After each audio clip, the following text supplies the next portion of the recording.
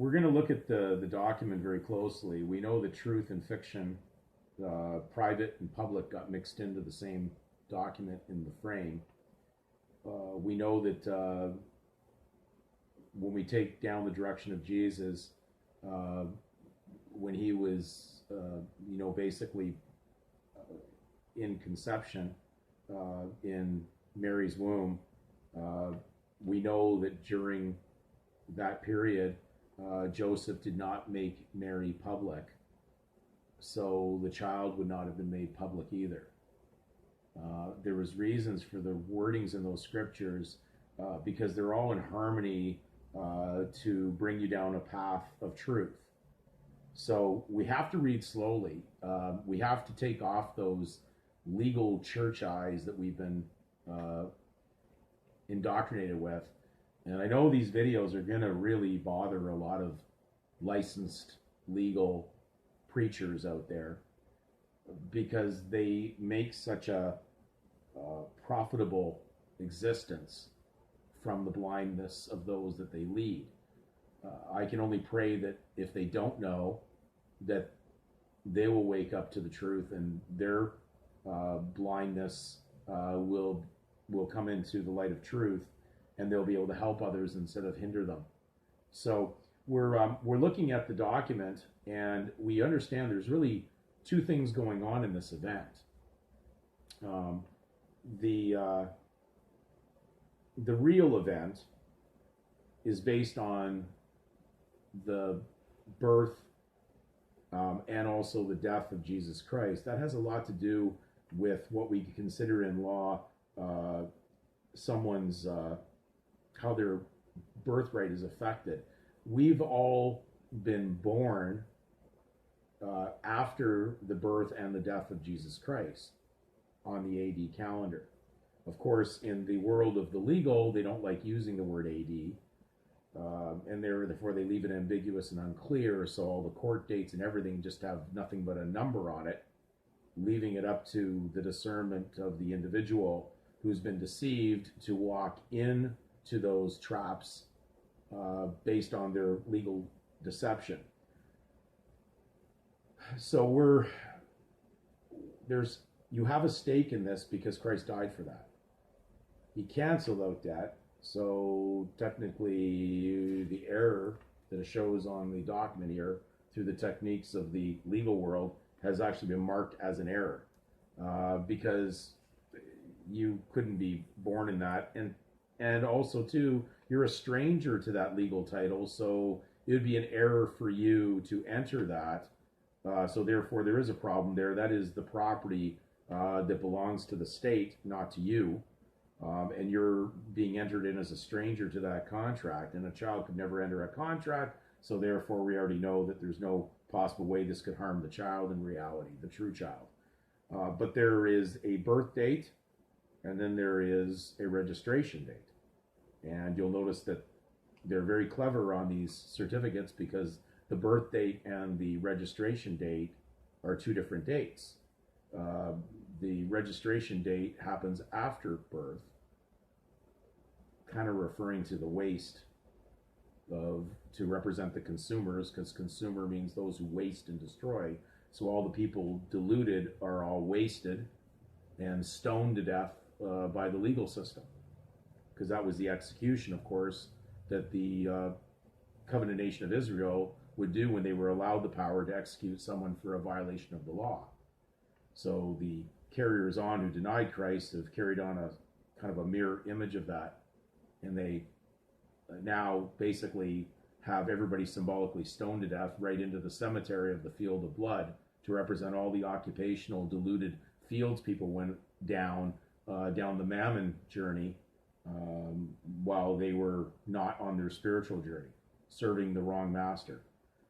So that's why they have many of these stoned out cemeteries everywhere, because it appears like a fate has been carved in stone. And so they plotted against you at the beginning, and then they even deceive you into buying a plot at the end. You even buy your own burial plot. How ridiculous is that concept? So when we're looking at there's two stakes going on in here. There's an event that occurred. The Registrar General even states that they do not register people, they register events. So the big event that's going on, there's a legal event and then there's a spiritual event. But a child could never choose the spiritual journey yet. So the only legal event that's occurring is the birthing of this legal trade name that occurs on the document that belongs to the state. The real event hasn't occurred yet because you would have to come to knowledge of God and then elect to serve him versus elect to choose to serve the mammon god. So when we take this document and we join in, and this is how the deception happened, we looked at this document, we thought that, of course, we're part of this, but they didn't cross the line. They made sure it was ambiguous and unclear on the name so that they didn't actually trespass on the private. They left it unclear. They didn't say given name or last name or family name on this. They just put name. And therefore, you go and take this document and then you become a surety for it. So you've elected to follow the mammon journey. You took the broad path that leads to destruction. And many are the ones finding it. So the world we exist in is on a destination path to doom through the satanic path, the broad road. The narrow road, of course, will have very few that will find it. So how many watching the videos, how many reading the Bible are going to embrace the spiritual journey? Because you have your stake in this right now. And once this stake is picked up, it collapses Satan's evil bar, and they lost the wager on you. And they've already got the surname deposited in their event. So there's nothing owed because they've already got it. They've already got their property. But you've got to pick up the true property and walk with that and follow Christ down the spiritual journey, the narrow road. If we don't do this, then we're going to get caught in, like it happened at the time of the flood, where God closed the door to the ark. And right now you're in the book of the dead, not the book of the living. And unfortunately, this deluded journey that most people have been caught on was prophesied to happen, and then there would be a coming out, an escape. The greatest exodus the world will ever see, far greater than the exodus that happened with the nation of Israel, leaving the bonds and the boundaries of the Egyptian regime with Pharaoh. So we're about to see this parallel happen, and we have to go very closely into Scripture to see this. So you do have a stake in it. We're going to read out of Black's. It's just kind of interesting that Black's Law does deal with the word stake and stakeholder. You look up the word stake, and it says a deposit made to answer an event, as on a wager. So they were bidding on not a man, they were bidding on a fiction of a man to see where he would go.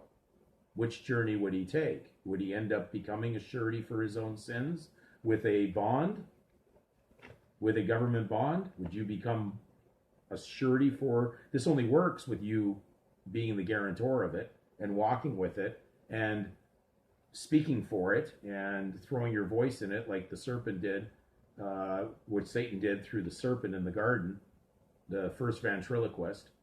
So if you're going to throw your voice into their dummy, then unfortunately you've been caught into Satan's trick. We look up the word, which is just plainly take up your stake. And so we're going to go to take up. Sorry, I flipped the pages here, so just bear with me.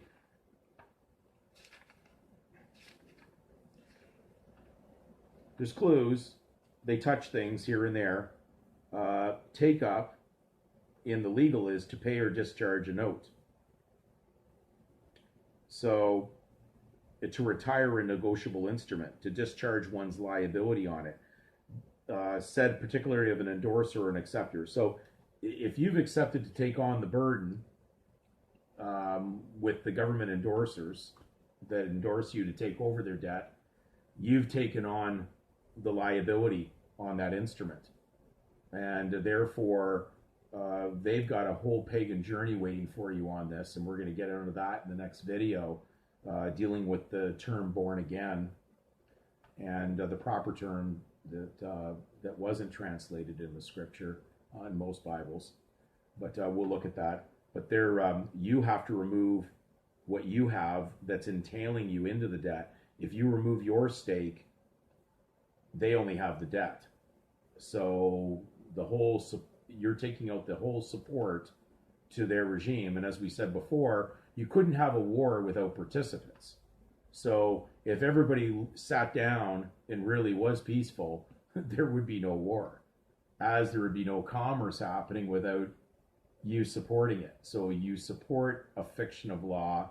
There's no money growing on trees, and we know that. So we know it's an artificial concept, and we're supporting it. So no matter how many rationalizations we have about money, it's not, it could never work because of where it originates. And we know that it's a trick that represents something into a fictitious world that has nothing to do with God or his original purpose in the Garden of Eden. He didn't need Adam and Eve to pick off of a money tree in order to pay their debt to God. So we're in a definitely a journey that requires your full concentration. And I hope that we can research together peacefully as believers, set apart from that world, and not attack over research. Truth will always come to light. So do your research.